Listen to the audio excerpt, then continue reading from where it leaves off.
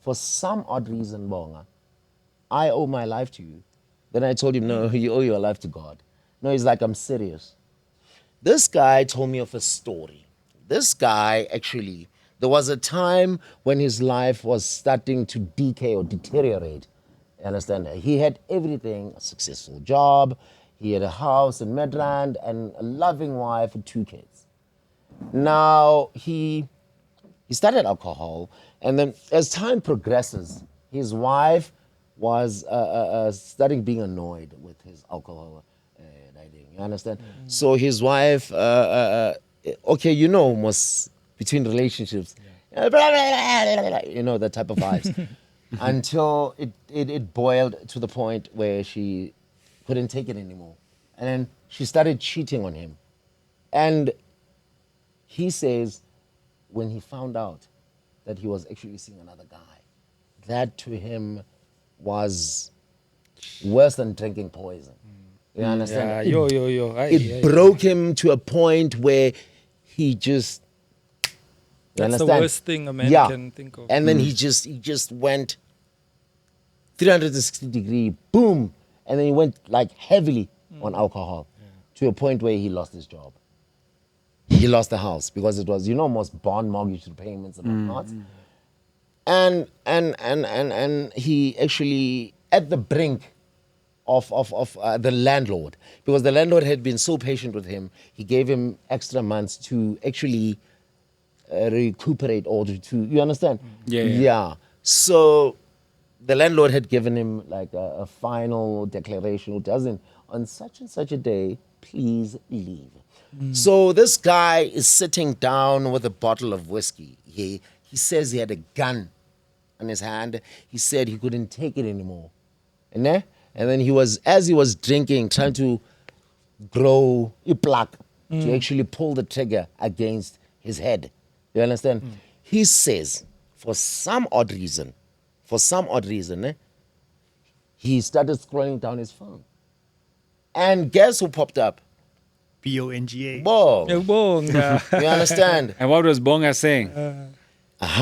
And I wish you could play I'm the that. guy that was with your wife. I wish, I wish you could play that video. You know? Play it. Which video?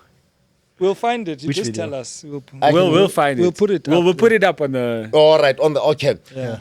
In that video, I was sitting in a restaurant with Sisanda Kwame.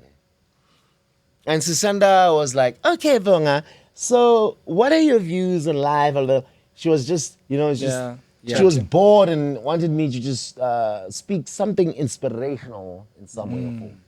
Then, if I remember correctly, I was speaking on life in general. That people think that the value of a man is defined by how much they've acquired materially. You understand?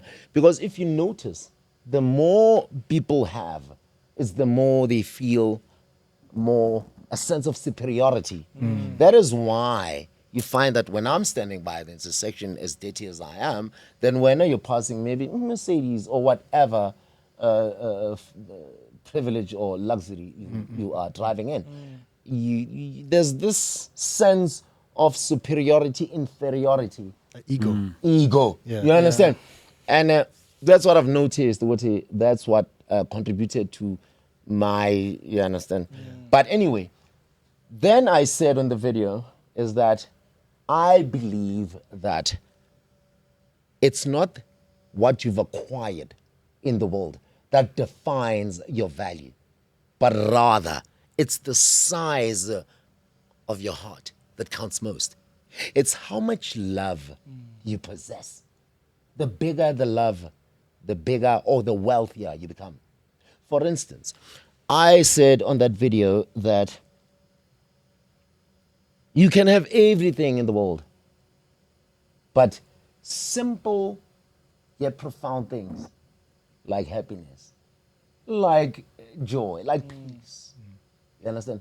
If you are deprived of that, then nothing you can acquire, even a 15 to 40 million house, can never make you content. You understand? It can never make you content. You understand? Because you have neglected the inner man. You have neglected your inner self.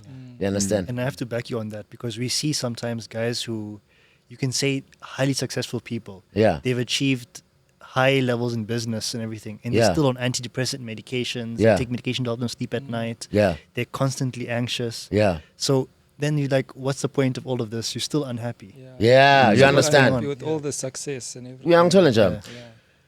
I stressed on the importance of the word LOVE, love.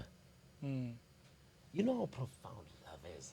Love is, I believe that love is the answer to every social ill we're facing in the world right now. For instance,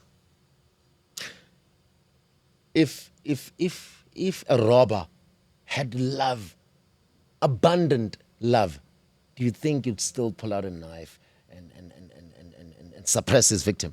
No. No. If you loved that person as you love thyself, you wouldn't subject him to robbery. Again, wars. If these two states which are disputing, if they had love for one another, do you think, for instance, who's this? Wouldn't. Who's this current Trump. Russia? Oh, Russia Putin. and Putin. if Putin loved unconditionally Ukraine, do you think he would subjected to such brutality? So I believe the world is what it is today because love is slowly diminishing in people's hearts. You understand? No, it's true. So- People are lovers of themselves. Thank you. So my closing in that video, I said, I would rather live in a South Africa that is poor financially but rich in love than live in a South Africa that is rich materially but very poor in love. You understand? And that guy said, for some odd reason, he couldn't pull the trigger. You understand? The gun was already on his head.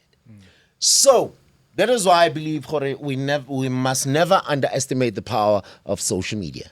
You understand? For some instance or for some odd reason, what we are doing today is of a greater purpose.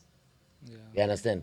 Which is to empower, to raise awareness, you understand? Yeah.